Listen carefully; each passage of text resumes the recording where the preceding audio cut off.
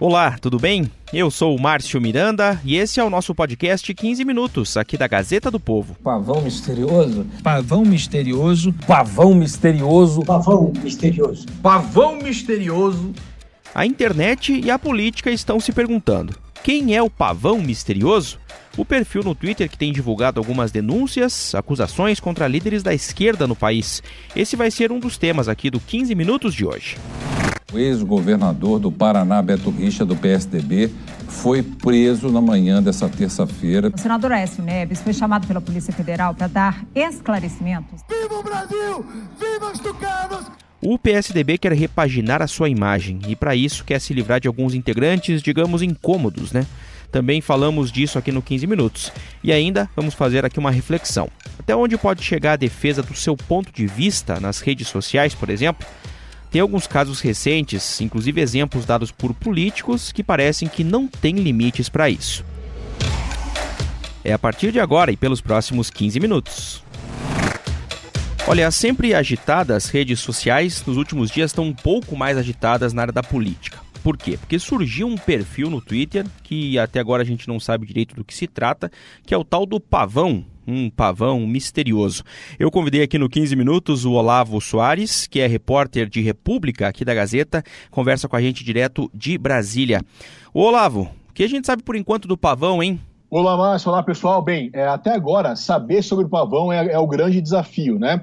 É um perfil que ele apareceu, ele surgiu na internet no dia 16 de junho e ele ressurgiu no dia 7 de julho. Foram duas grandes aparições. O que é o pavão? Quem é a pessoa que está por trás do pavão? Não se sabe até o momento. O que o pavão fez até o momento, ele trouxe denúncias contra o jornalista Glenn Greenwald, contra o marido dele, o deputado Davi Miranda, contra outros líderes da esquerda brasileira, como o Jean Willis, o Paulo Pimenta, enfim, numa narrativa, digamos assim, em primeiro ponto, dizer que o Glenn Greenwald e o Davi Miranda compraram o mandato do Jean Willis. Lembrando, né, o Jean Willis ele renunciou ao mandato e assim abriu vaga para o Davi Miranda na Câmara. E também sugerir que havia uma armação de hackers por trás da invasão do site, do telefone do ministro Sérgio Moro. Lembrando que o Glenn ele é o editor do site da Intercept, que foi quem trouxe as supostas conversas do Sérgio Moro. Então essa que é a história do pavão, Márcio. Algum dos citados aí ou acusados pelo pavão se manifestou oficialmente, pelo menos em redes sociais, aí para comentar essas denúncias que aparecem até às vezes em alguns prints também de supostas conversas, né, que o pavão traz, Olavo? Olha, o que a gente tem até agora são reações de dois tipos, né? Tem um pessoal que está levando a sério. Por exemplo, o Marcelo Freixo, que foi citado na segunda leva, na primeira ele não tinha sido, ele falou que ele vai acionar a Polícia Federal, pedir investigações quanto a isso. O Paulo Pimenta também protestou, o Guilherme Boulos, o ex-presidenciável do PSOL, falou também que ele gostaria de investigações e apurações mais sérias. Por outro lado, outro grupo dos citados está tratando como deboche, né? A gente viu isso principalmente depois do primeiro dia do pavão, do dia 16 de junho. O Glenn Greenwald e o Davi Miranda, eles fizeram piada em cima disso, né? Por exemplo, o Glenn, a gente sabe que o Glenn ele é americano, né? Ele mora no Brasil, mas ele é americano. Ele ironizou, por exemplo, que uma suposta conversa atribuída a ele escreveu um número, vamos supor que seja o número 100 mil, certo? Escreveu 100.000. E os americanos, na hora que eles separam as unidades de milhar, eles colocam vírgula. Eles não colocam, se eles forem escrever 100 mil, eles escreveriam 100,000. Então o Glenn falou isso, pessoal, se vocês quiserem me copiar, pelo menos não faz caprichado, né? E o Miranda também foi na mesma linha, porque uma conversa atribuída a ele usou a palavra manhinha, que é uma palavra do Nordeste, né? Uma palavra muito comum, utilizada pelas pessoas do Nordeste. E o Miranda é carioca. Então o Miranda também brincou. Pessoal, vocês querem me imitar? Faz mais caprichado. Eu sou carioca, eu não falo manhinha. Então, assim, são esses dois grandes grupos de reação. Você citou que foi em dois momentos, porque ele surgiu inicialmente, depois sumiu e aí voltou, é isso?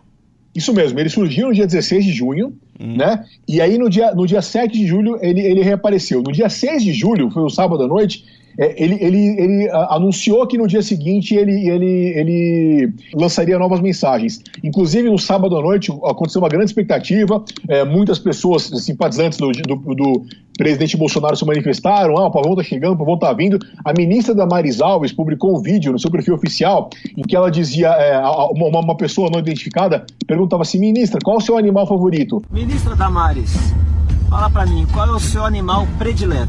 Eu sempre gostei de gato, de cachorro, mas hoje com certeza é pavão. Pavão misterioso. E aí então criou-se essa expectativa no sábado à noite e no domingo, no dia 7, ele veio com tudo. Legal, Olavo, obrigado pela conversa aqui no 15 Minutos. Até a próxima. Eu que agradeço, um abraço para todo mundo. Então é ter posição, agir com clareza e renovação. O PSDB está se renovando com grandes quadros. Uma geração nova que chega para imprimir um grau de maior sintonia, de compreensão e atualização a esse momento da sociedade. Olha, o PSDB no mês passado trocou de presidente nacional. Quem assumiu foi esse que a gente ouviu há pouco, numa entrevista ao programa Roda Viva, é o Bruno Araújo, ex-deputado, ex-ministro das cidades do governo Temer. O partido diz que quer uma espécie de repaginação da imagem pública. Eu convidei aqui o João Frei, repórter da Gazeta lá em Brasília, para a gente comentar essa intenção de renovação dos tucanos. Renovação que passa, João, por, digamos, se livrar de alguns incômodos dentro do ninho tucano, né? Márcio, vamos pensar assim, quando a gente quer mudar alguma coisa é porque não vem bem, né? Acho que a gente, para começar a entender um pouco esse processo do PSDB, voltar rapidinho para as eleições de 2018, o PSDB teve uma derrota muito grande nas urnas, uma derrota especialmente na campanha nacional, né? O PSDB não conseguiu fazer seu candidato decolar. Eu acho que o ponto político muito importante que aconteceu com o PSDB foi ter perdido o discurso antipetista. Então a gente tinha os petistas e a principal referência antipetista, portanto a principal referência de oposição era o PSDB, mas com uma campanha com a quantidade de votos muito baixa do candidato Geraldo Alckmin nas últimas eleições e com dificuldades também nos estados, perdeu seus principais expoentes. O partido viu que esse momento passou e agora o partido precisa de alguma novidade, precisa fazer coisas novas. Então, acho que isso explica esse movimento que a gente vê agora do partido dizendo precisamos nos livrar de algumas coisas que vêm sendo um peso, vêm sendo uma mancha, uma mácula na imagem pública do partido. Essas manchas, vamos dizer assim, estão aí dois nomes que até pouco tempo atrás eram apontados. Um deles já era um líder nacional e o outro apontado como talvez um possível líder nacional. Aí eu tô falando, claro, de Aécio Neves e Beto Richa, né, João?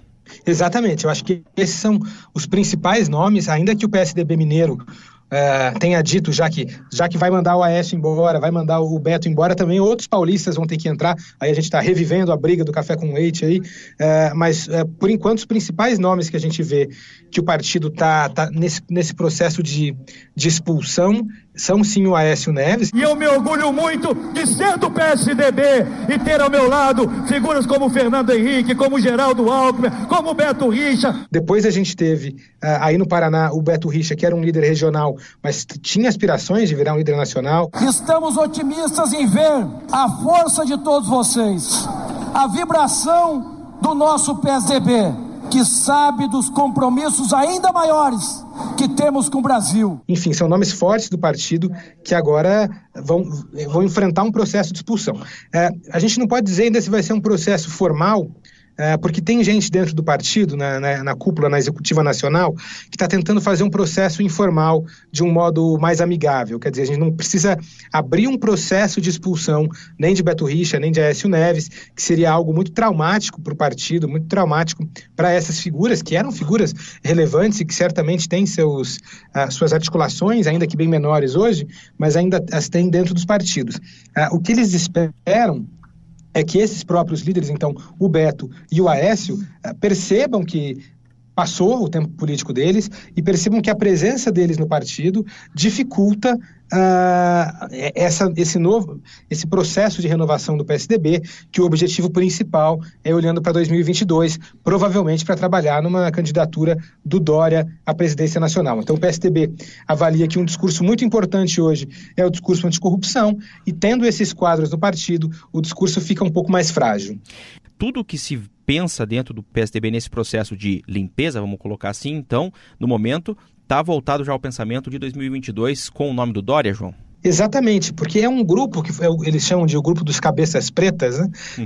Em referência à cor dos cabelos. Então, tinha um grupo de tucanos mais velhos, os cabeças brancas, que perdeu espaço, passou o momento político deles. Geraldo Alckmin, José Serra, esses grandes líderes que a gente estava habituado a ver no PSDB, que dão espaço, então, a João Dória, quem assume a presidência nacional é o Bruno Araújo, também ex-deputado e ex-ministro, mas também jovem, deve estar lá na casa dos seus 40 anos. Então, vem toda essa renovação e pode ser um caminho para o PSDB voltar a ter o mesmo protagonismo que já teve no passado e que perdeu agora quando perdeu esse discurso, essa primazia do discurso antipetista. Obrigado, João. Até a próxima. Valeu, Márcio. Um abraço. Só a título de explicação, esses áudios que você ouviu durante a conversa aqui com o João Frei, do Beto Richa e também do Aécio Neves, foram tirados de uma convenção do PSDB lá no ano de 2015, quando eles eram ainda, de fato, lideranças mais importantes na estrutura partidária. O Aécio, inclusive, nesse dia, comemorava a reeleição para presidente da legenda. Eu queria propor aqui no 15 Minutos hoje uma reflexão. Até onde vai o debate político? Parece que para algumas pessoas, pelo menos, inclusive políticos, não tem limites. A utilização de tragédias, por exemplo, para defender pontos de vista, é um retrato claro disso que eu estou falando. E tem 2 casos recentes que eu queria citar aqui para a gente conversar sobre o assunto. Para conversar comigo, eu chamei aqui o editor de ideias aqui da Gazeta, o Paulo Pousonoff Júnior, que está aqui no estúdio do 15 Minutos. Tudo bem, Paulo? Tudo bom, Márcio? Ô Paulo, eu queria lembrar aqui então 2 casos recentes que eu citei e que você também citou em textos que estão publicados na Gazeta do Povo. Primeiro, o empresário Sadi Guitz, lá no Sergipe, num evento público que estava inclusive com a presença do ministro das Minas e Energia, ele deu um tiro na cabeça, se matou. Pouco tempo depois disso acontecer, 2 políticos, o filho do presidente Carlos Bolsonaro, filho do presidente Jair Bolsonaro, vai nas redes sociais e diz: a segurança do presidente precisa ser reforçada, ponto. Não tem uma palavra de solidariedade à família ou uma menção à tragédia. Por outro lado, a deputada federal Maria do Rosário, do PT, vai lá e diz que o empresário se matou porque estava corroído pelo governo e pelos problemas da economia do país e tal. E aí que tá, rapidamente as pessoas vão lá para levantar suas bandeiras. Você até classifica num dos textos, que eu vou citar o outro caso aqui daqui a pouco, do ser político, O ser político, que é pura ideologia, pura bandeira, não está deixando de lado assim a humanidade um pouco das pessoas? E qual é o perigo disso, hein, Paulo? As pessoas perderam a capacidade de prestar atenção no cotidiano, no que não é bandeira ideológica, no que não é político. Para mim, as pessoas perderam a capacidade de prestar atenção na vida mesmo. Tragédias e mesmo momentos bons, felizes, tudo vira bandeira ideológica. Político-partidária, isso que é o pior, não é nem uma filosofia, uma coisa mais elevada. Ou uma visão coisa de mundo, muito rasteira, muito eleitoreira. É isso que aconteceu nesse episódio e depois no outro que você vai citar. Pois é, outro que eu vou citar, que também esse ainda ganhou mais repercussão nas redes sociais, é o ator da TV Globo, que volta e meia aí tem algumas postagens, vamos classificar como polêmicas aí, que é o José de Abreu. Ele foi lá no Twitter e fazendo menção à diretora de novelas Glória Pérez, que todo mundo conhece, teve aquela tragédia pessoal, a filha dela, a atriz Daniela Pérez, foi assassinada por um ator, o Guilherme de Pádua, lá no começo dos anos 90. Os dois eram parceiros de cena numa telenovela à época, e aí acabou essa tragédia da vida real acontecendo, todo o país lembrou disso. Aí foi lá o Zé de Abreu no Twitter e falou: nossa, que mundo vivemos. A Glória Pérez defende o mesmo lado político do que o assassino da filha dela, o Guilherme de Pádua. E aí ela ficou muito revoltada, a Glória Pérez, inclusive bloqueou ele no Twitter e tal, e isso acabou gerando um grande debate. Pois é, outro exemplo disso, né, Paulo? Quer dizer, uma tragédia daquele tamanho que é reduzida numa mensagem, vamos dizer assim, ao lado político da coisa. Eu menciono no texto que as pessoas parece que estão deixando de... Elas não são mais seres humanos, elas são seres políticos. Elas pensam político o tempo todo e as relações delas são pautadas exclusivamente por isso, e até lá eu cito o tiozão do churrasco, que antigamente era motivo de piada, e hoje em dia virou também uma bandeira política, ele já entra feminismo no meio, já entra vários problemas que são maiores, já se tornam motivo de debate, a gente não pode nem curtir um churrasco, não pode rir mais, até o riso, qualquer riso, esse riso que você deu agora vai ser politizado, pode ter certeza. E no extremo a gente pode chegar em momentos de convivência insustentável, né? Inclusive dentro da família. Quem não tem história para contar de um grupo de WhatsApp que não deu muito certo da família, porque alguém manifestou alguma opinião contrária. E o problema também é que parece que às vezes os políticos têm estimulado isso também. Quando a gente vê, por exemplo, eu citei o primeiro exemplo aqui, o Carlos Bolsonaro é vereador no Rio de Janeiro e a Maria do Rosário é deputada federal. Deveriam ser os políticos, né, grandes defensores da democracia e do debate público e que, na verdade, de certa maneira, parece que estimulam em alguns momentos isso. Ele só tem a ganhar com isso, né? A minha geração cresceu reclamando, ouvindo as pessoas reclamarem que o brasileiro era alienado, só gostava de futebol e novela. Hoje a gente vê que até o futebol e a novela são extremamente politizados e as únicas pessoas que têm a ganhar alguma coisa com isso, para mim, são os políticos. Talvez por isso que eles estimulem mesmo. Né? Exatamente. Paulo, obrigado pela reflexão. Até a próxima. Obrigado. Essa foi a edição de número 8 do nosso podcast 15 Minutos. Quer ter muito mais informação sobre tudo isso? Então não esqueça de assinar a Gazeta do Povo, né? Para ter acesso a todos esses conteúdos e muito mais. O 15 Minutos, nosso podcast diário, é gravado aqui no estúdio da Gazeta do Povo em Curitiba. Eu sou o Márcio Miranda. Esse episódio teve a produção do Vivaldo de Souza Neto e da Jennifer Ribeiro, a montagem do Leonardo Bestloff e a edição de conteúdo do Rodrigo Fernandes. Muito obrigado pela sua companhia e até amanhã.